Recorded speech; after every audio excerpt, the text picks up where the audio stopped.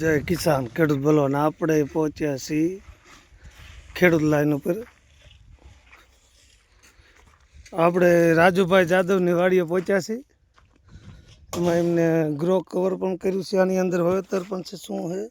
ટેટી, ઓલા જર્જરી છોડ દેખાય.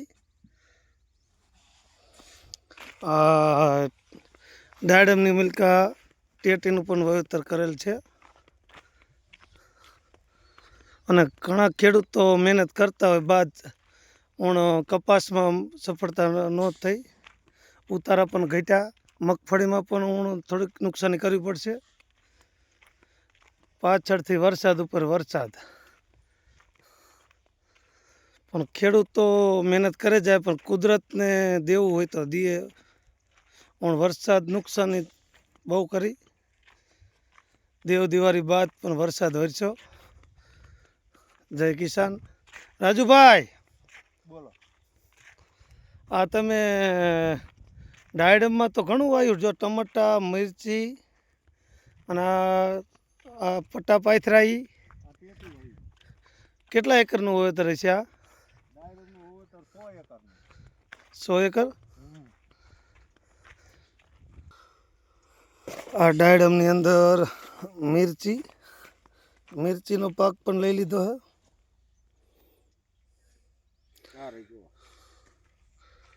આ કેટલા એકરનું વાવેતર કર્યું તમે?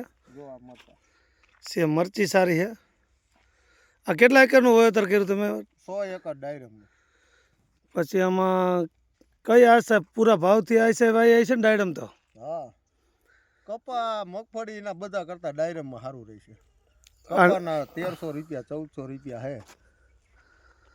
એ તો સરકારે પણ ભાવ બાંધ્યા છે. ટેકાના ભાવ મગફળીના પણ બાંધ્યા છે 1450 રૂપિયા ખેડૂતો માટે. પેદી લે છે સરકાર. સરકારી તો લી છે થોડાક ટૂંકા ગાળામાં પણ લે તો. પણ ઘણા બધા ખેડૂતોની રાઈડ હતી કે મગફળી પણ હલકી થઈ છે, એટલે ભાવ પરવડતા નથી.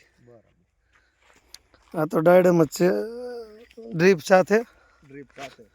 મેં કેટલી દાન ઉત્પાદન લીધું ડાયડમ વાયા પછી? ડાયડમ વાયા પછી જીરાનું ઉત્પાદન લીધું, પછી તલી વાવી ઉનાળું, અને મગફળી ચોમાસું, અને અત્યારે ટેટી. તો આમાં ઉત્પાદન પણ સારું લીધેલું અત્યાર સુધી.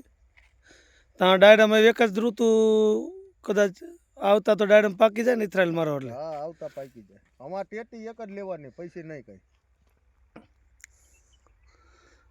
પછી ઇથરાયલ ક્યારે લાગશે? છઠ્ઠામાં. કેટલા મહિનાના ડાયડમ થી આર્ય? 10 મહિનાના. 10 મહિનામાં છોડ તમારો લીલો છમ છે, જબરજસ્ત છે. 10 મહિનાના થયા.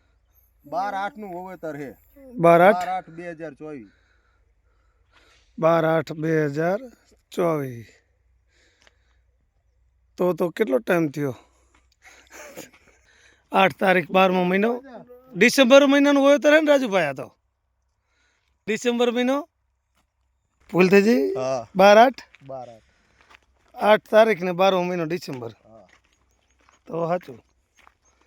તો હજી 12 મહિનાના હવે થાય ને આગલા મહિને? હજુ આ અત્યારે 11મો મહિનો હાલે છે ને. 11 મહિનાના થયા છે. તો ટૂંકા ગાળામાં 12મા મહિનામાં 1 મહિના બાદ થઈ જાય છે. અત્યારે 11મો મહિનો છે એટલે તો હજી મહિનાની વાર છે. ઘણા ખેડૂતો બીવે કે ભાવ મળશે કે નહીં મળે આ ડાયડમના, એના વિશે? 40 રૂપિયા મળે ને. હા, તોય તમારે 3 ઉપજ આવી ન કરતા પૈસા સારા મળશે.